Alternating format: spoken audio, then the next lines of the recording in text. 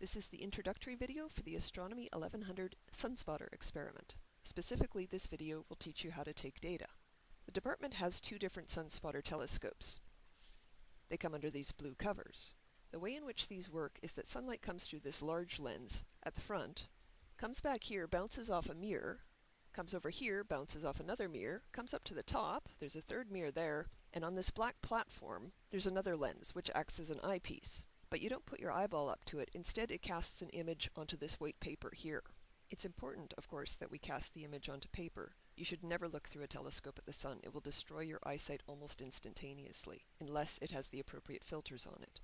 So by casting the image onto a piece of paper, the Sunspotter telescope gives us a nice, safe way to study the sun. In the next part of the video, I'll show you how to capture an image of the sun on the paper. Before I do that, however, I just want to note that our two sunspotters create different size images of the sun on the piece of paper.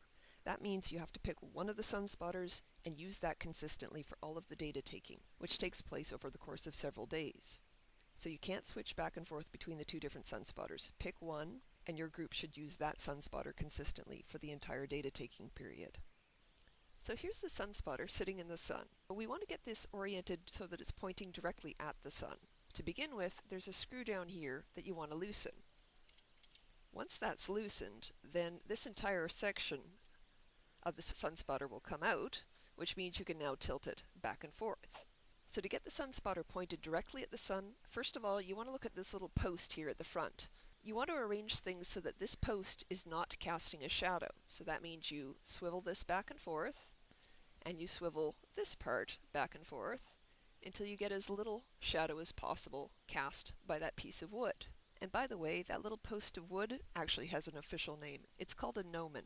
So you get the sunspotter arranged such that the gnomon doesn't cast any shadow.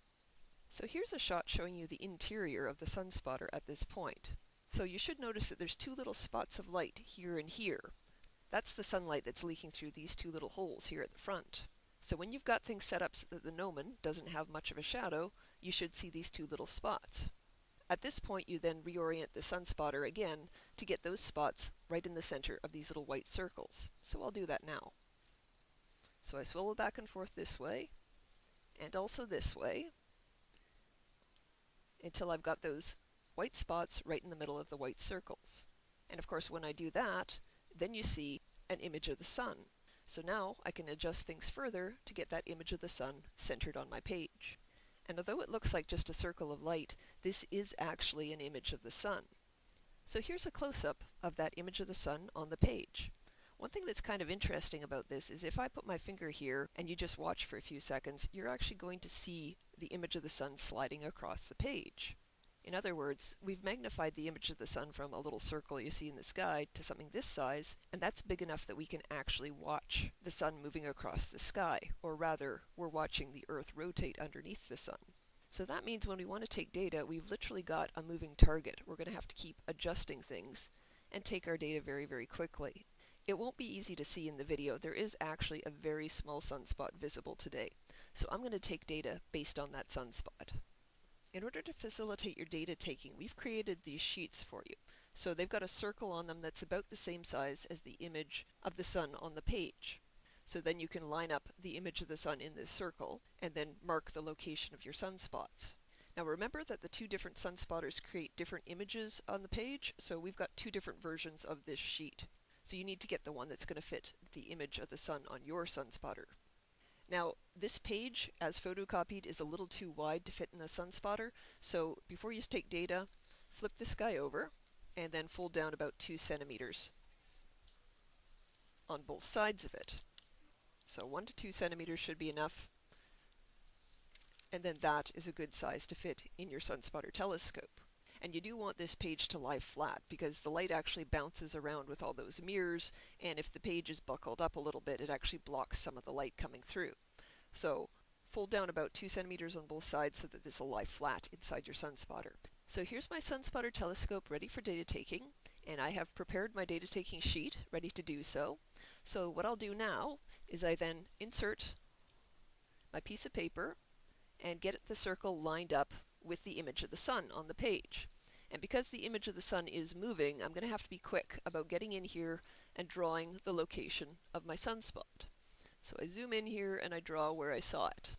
Now you're not quite done at this point. You next want to record what's called a drift arrow. So that's the direction that the sun is drifting across the page. The easiest way to get your drift arrow is just to wait about 5 or 10 seconds and then draw an arrow from where the sunspot was over to where it is now. So if I wait long enough, the sunspot is moved over here, and I can draw my drift arrow from where the sunspot was over to where it is now. So that shows the direction that the sun was moving across the page.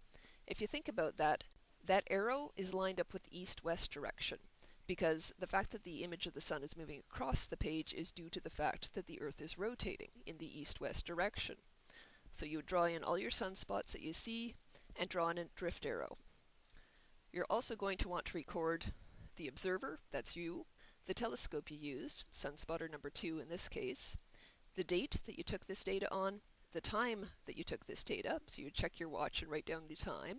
The viewing conditions would be whether it's sunny or scattered cloud, and additional comments down here are for anything else you think might have affected your data taking. So for example, if there was high hazy cloud and it made it a little hard to see the sunspots, you might mention that under your additional comments. So the important thing is you need the location of your sunspots, the drift arrow, the time and the date. Without those, you won't be able to analyze your data later. When you're done taking your data, please remember to adjust the sunspotter back to its upright position and then screw in this little screw over the front. Once you've got it screwed in properly, you should be able to then pick this up without it all falling apart. And of course, put the cover back on and put it back where you found it. You and your partner are going to be taking data over a 1 or a 2 week observing period. That means that you should come in once per day if you can and take data. Now obviously you can't come in on the weekends, you also can't take data when it's cloudy out. But as much as possible for any day that it's sunny and the school is open, you should come in and take some data if you can. If neither you or your partner can make it one day, that's okay. Just try and get as much data as you can. So once per day would be ideal for every school day. Now at the end of the observing period, you're going to have a whole bunch of these sheets of paper with your data on it. The drift arrows are important because you'll notice that everything seems to be pointed in random directions. Later on, when we're analyzing the data, we use the drift arrow to actually get the data lined up so that we can see what the sunspots were doing from one day to the next. Taking the data is fairly quick. It can even be done between classes. Your lab instructors will arrange for the Sunspotter telescopes to be available to you, either in the lab or in the lab instructor's office. Your lab instructor may also supply you with folders so that you can store your data in the lab room so that it doesn't get misplaced. So just to summarize again how you take data with the Sunspotter, you loosen this screw down here. That allows this triangular part of the Sunspotter to be moved around. The first thing you do is you make sure that this gnomon is not casting a shadow. So you adjust this back and forth and this part up and down until that gnomon, that little post at the front, doesn't appear to cast a shadow. Then there'll be 2 spots of light in here. You want to get those centered in the little white circles. So again, you adjust until they're centered. Then you should be able to see an image of the sun on your piece of paper. So you can adjust further to get it centered on the page. Once you have, then you take a data sheet prepared by folding down the edges. You slide it in there, lie it flat, come in with a pen, mark the location of your sunspots, and then wait 5 or 10 seconds, draw in a drift arrow, and once you've got that, then you can take this out, record the time and the date and the rest of this information, and that's all the data that you need. When you're finished, return this to the upright position, screw it in again, and then return it to where you found it so that the next student can use it.